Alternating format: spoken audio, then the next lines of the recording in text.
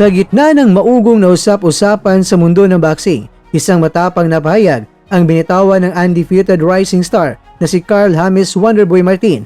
Direkta at walang kaba niyang inihayag ang kahandaang harapin ang sinuman, maging ang The Monster ng Japan na si Naoya Inoue o ang batikang boksingero ng Pilipinas. Mabot lamang ang pangarap na maging world champion. Kasunod ng mga balitang aakyatan ng divisyon ng undisputed king na si Naoya Inoue, pagkatapos ang inaasahang sagupaan nito kay Junto Nakatani na tila lalong nag-aalab ang determinasyon ni Martin, narinig ng aking dalawang tenga na aakyatan ng divisyon sa undisputed na si Naoya Inoue pagkatapos ang kanyang laban kay Junto Nakatani. Makalaban ko man po siya o hindi, ay aking pagpupursigihang maging kampeon sa 122 pounds. Why not? Ani ni Martin. Ang pahayag na ito ay nagpapakita na hindi lamang nakatuon ang mga mata ni Martin sa kasikatan, kundi sa bakanting trono na posibleng iwanan ni Inoue sa Super Bantamweight Division. Hindi rin inurong ni Martin ang kanyang dila pagdating sa usapan ng pagharap sa kanyang mga kaubayan sa kasaysayan ng Philippine boxing. Madalas iwasan ng Pinoy versus Pinoy na laban, ngunit para kay Martin, negosyo at pangarap ang nakataya rito. Binigyang diin ni Martin na handa siyang may pagsalpukan ni Marlon Tapales na dating Unified World Champion, Jerwin Ancaas na dating long-time IBF Champion, John Ariel Casimero nila sa Super Bantamweight Division na kung saan siya ay former 3 Division World Champion.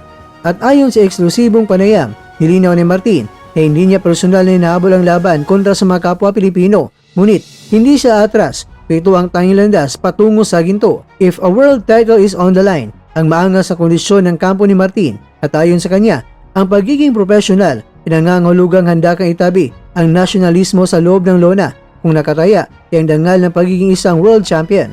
Sa ulat ng veteranong boxing analyst na si JM Siasat, makikita ang pag-angat ng kumpiyansa ni Martin mula nang lumipat ito sa ilalim ng promosyon ni Manny Pacquiao at nagsimulang magsanay sa Estados Unidos. Ang Super Bantamweight Division ay itinuturing na Shark Tank sa kasulukuyan. Sa record ni Martin na nanatiling malinis o undefeated, ang kanyang pagbanggit ng siyang magipagsalpukan sa mga kaubayan niyang mga Pilipino ay sinyalis na ito na tapos na ang kanyang build-up phase, handa na siyang sumabak sa malaking pangalan na may bitbit na karanasan at bagsik.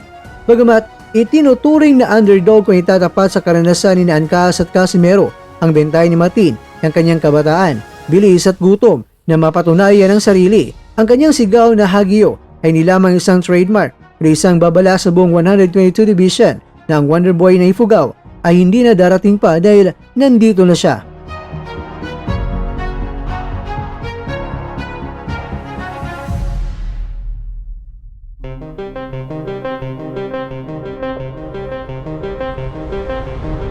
Mga kakwento, ang kalsada patungo sa world title ay puno ng panganib. Kung sino ay man ang makakaharap o ang mga veteranong Pinoy, malinaw ang mensahe ni Carl James Martin. Wala siyang sasantuhin, basta't ang kapalit ay ang pagkakataon na may lagay ang kanyang pangalan sa listahan ng mga world champions. Ikaw kwento, sa mga Pinoy na nasa Super Bantamweight Division, sino ang easy fight ni Martin? At sino rin ang masusubukan siya? At sino sa tatlo ang posibleng makatalo sa kanya? O di kaya talagang walang makakatalo sa kanya?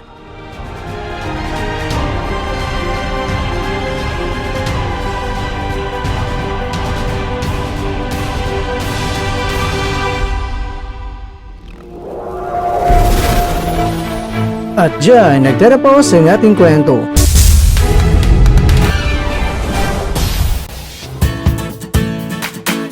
Maraming salamat mga kakwento sa inyong panonood. Pero baka naman mga kakwento ay nagustuhan niyo po ang kwento natin ngayon. Baka pwede niyo po akong mabigyan dyan ng like, subscribe at pa-click na rin sa bell button.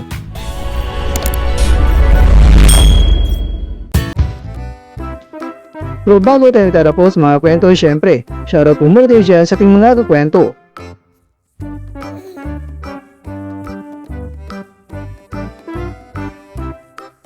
At ikaw kwentong nanonood ngayon, shoutout sa'yo dyan.